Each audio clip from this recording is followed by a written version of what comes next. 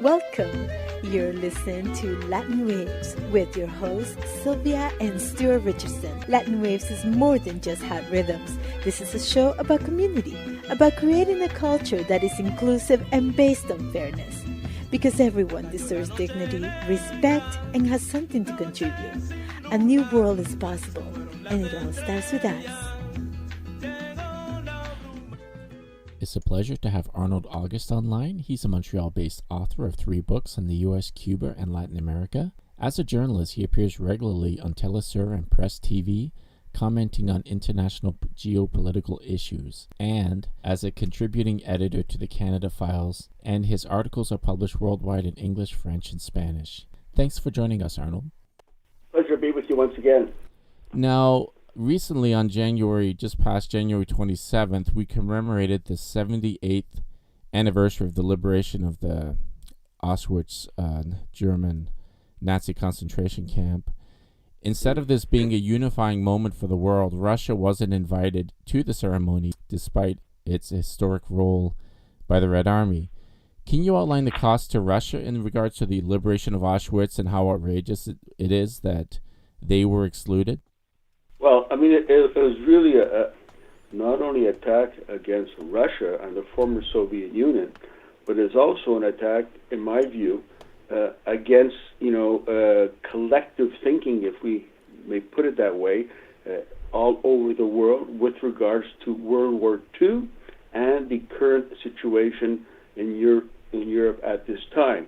Now, we know that the USSR, 78 years ago, they were the ones who broke through and opened the Auschwitz camps and allowed those survivors, which were very few, to be free. I mean, USSR inflicted 80% of German casualties, and they lost 27 million of its own people.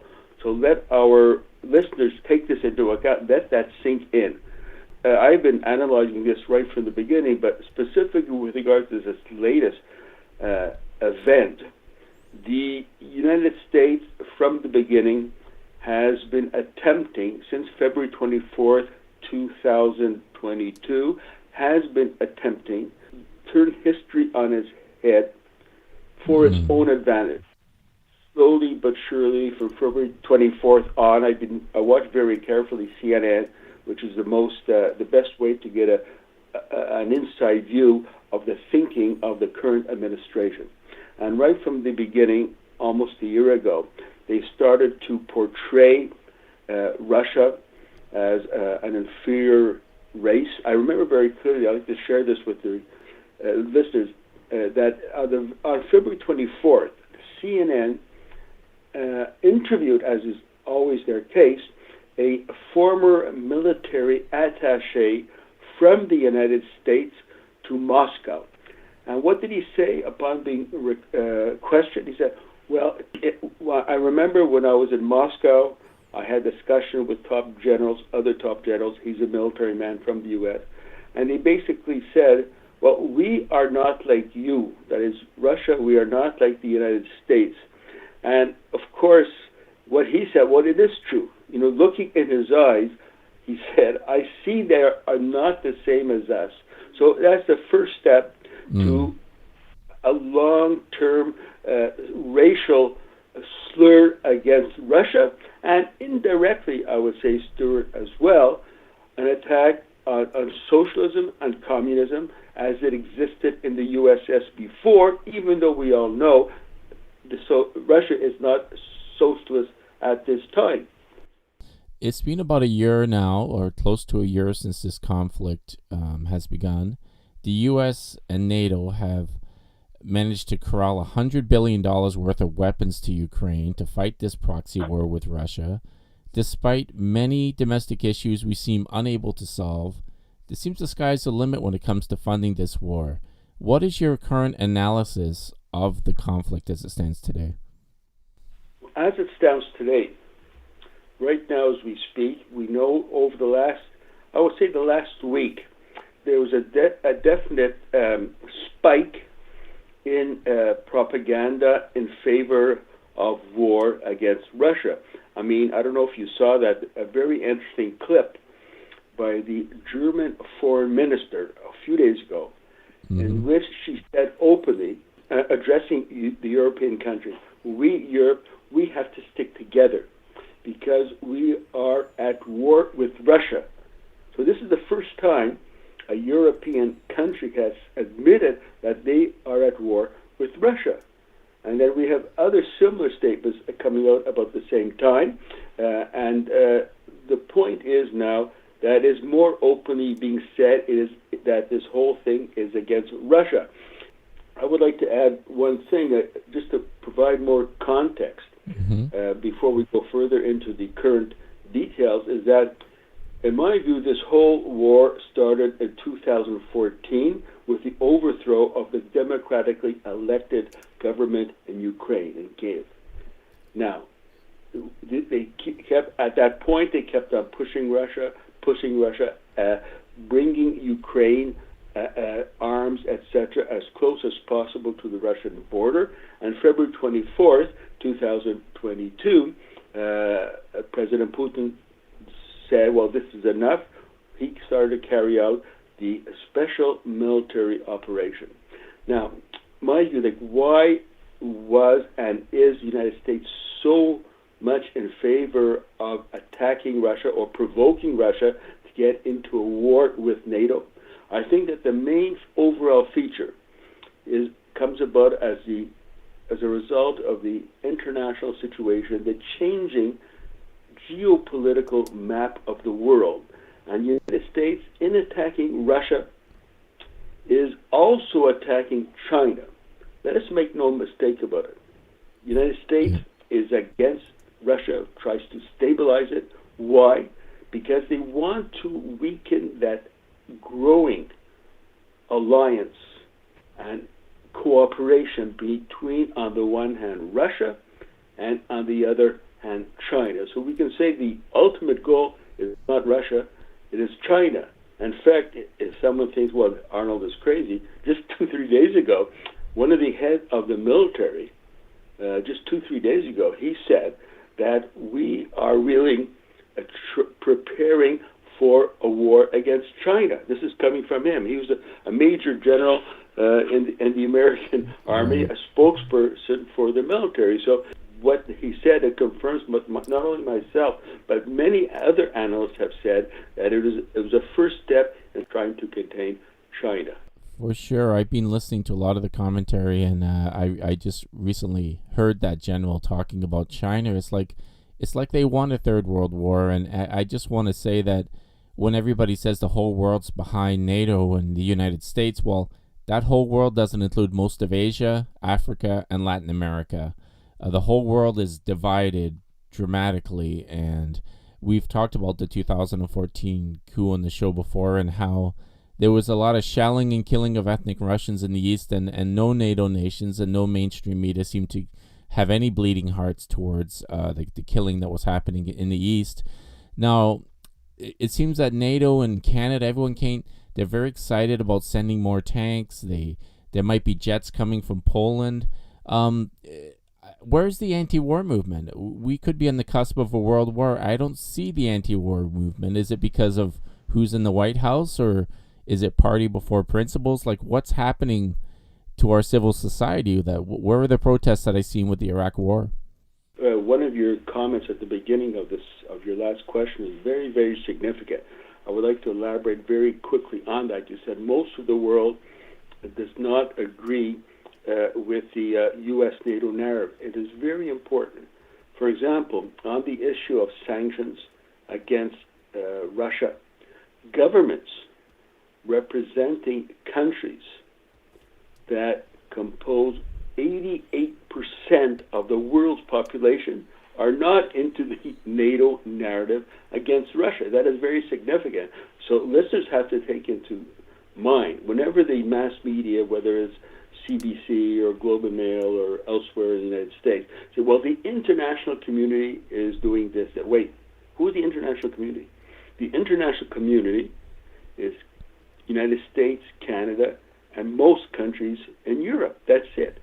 The rest of the world, close to 90% of the world's population, have not fallen into the trap of the U.S. NATO narrative. This is very significant. So some people from Asia, Africa, and Latin America, if they hear the news from the United States, say the international community, well, the international community completely excludes people of color, other origins, throughout the global south, Asia, Africa, and Latin America. So this is why, and it's not surprising, the United States, in their very confident notion that everyone loves us, cannot even come to grips with this issue that the majority of the countries, especially in the south, do not support what the U.S., NATO, Canada actions and narrative is taking place. And I think as an outcome of that, while the United States tried to smash Russia with sanctions, starting right after February 24, 2022, what happened? It's the opposite happened. The Russian economy is actually booming now. The Russian economy has developed close ties were building up before February 24, 2022 with China, the most important economic player in the world scale, as well as with Iran, as well as with other countries in the world, including even Saudi Arabia has been developing ties with China, and there's a whole series of international blocs, for example, the BRICS, Brazil, Russia, India, China, and South Africa, to which Argentina has applied to join, as well as other countries as well. So while on the one hand you have these BRICS type of coalitions that are growing, on the other side, the United States is having a very difficult time keeping their coalition together in Europe. For example, Hungary is playing a very favorable role. Up to now, they refuse to fully participate in sanctions and the sending of tanks to the Ukrainian arena.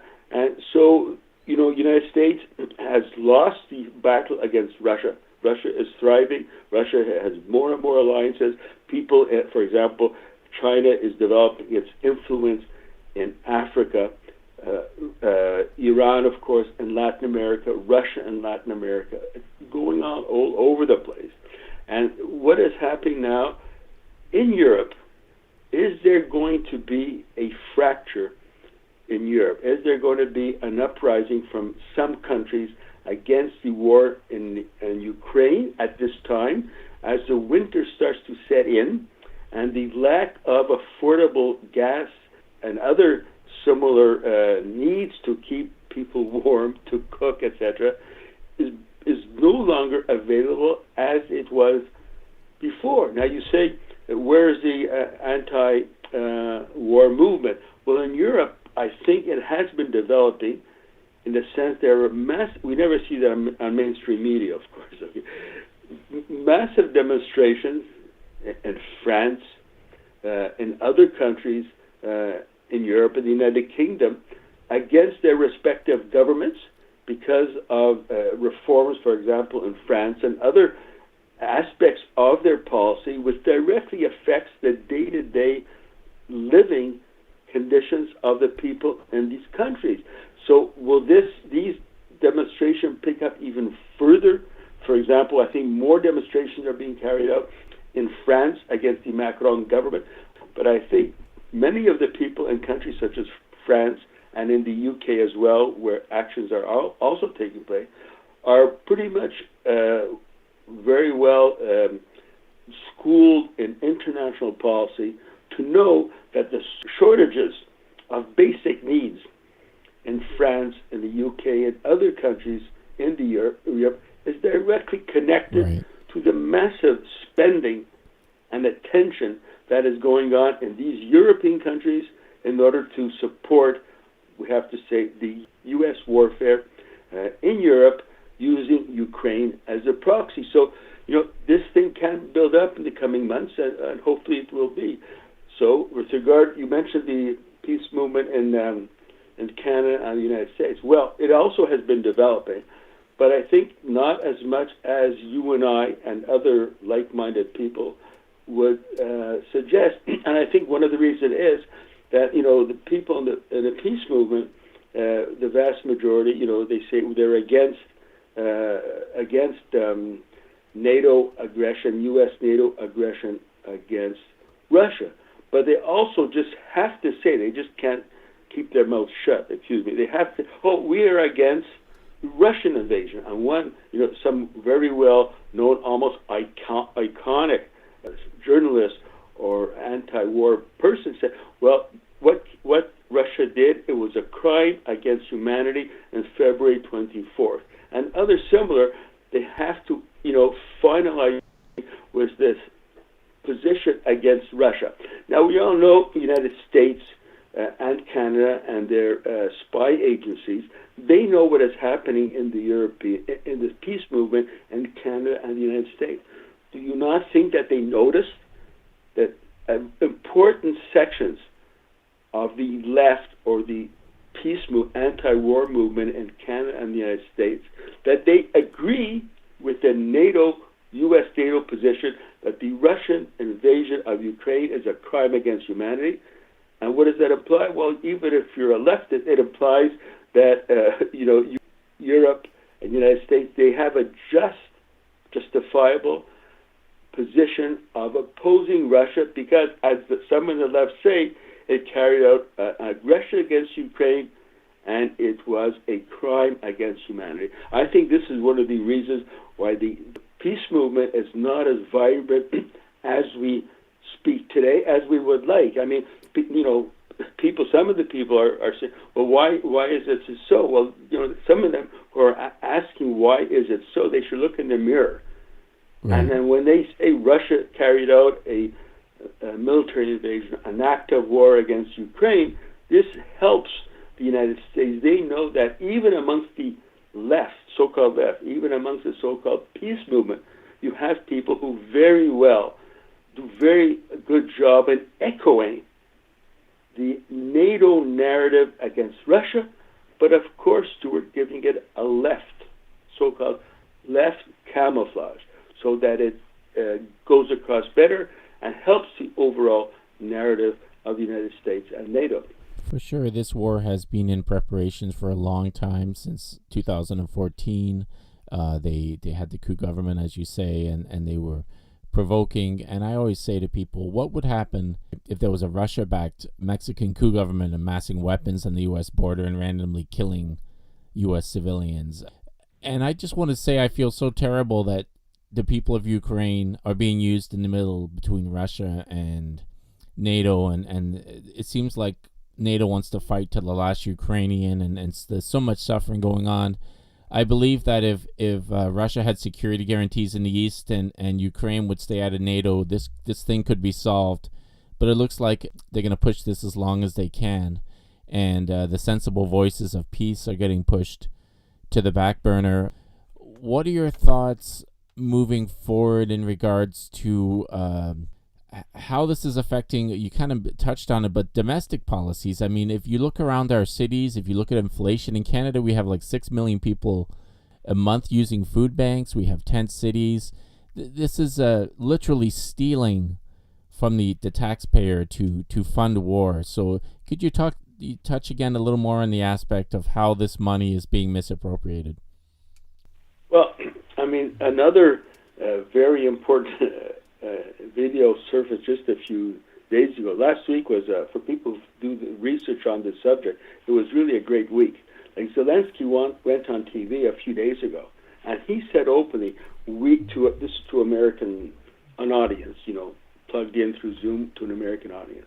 You know what Zelensky said? It's important to send armaments to Ukraine, and these armaments are also a godsend, something very important for the armaments industry. So you have it right there in a nutshell. Basically, there's been a lot of talk over the years, and some people like to quote Eisenhower when he said the United States is based on a military-industrial complex.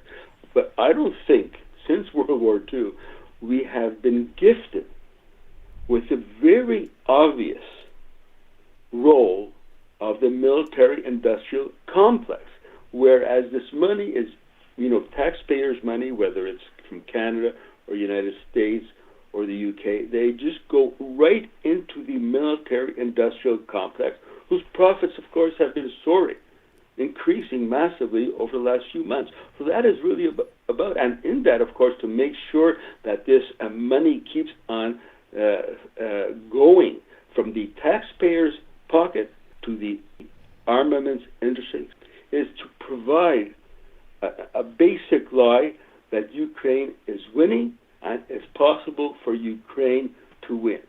Sorry, guys, but Ukraine has already lost. They have 30, 40 countries,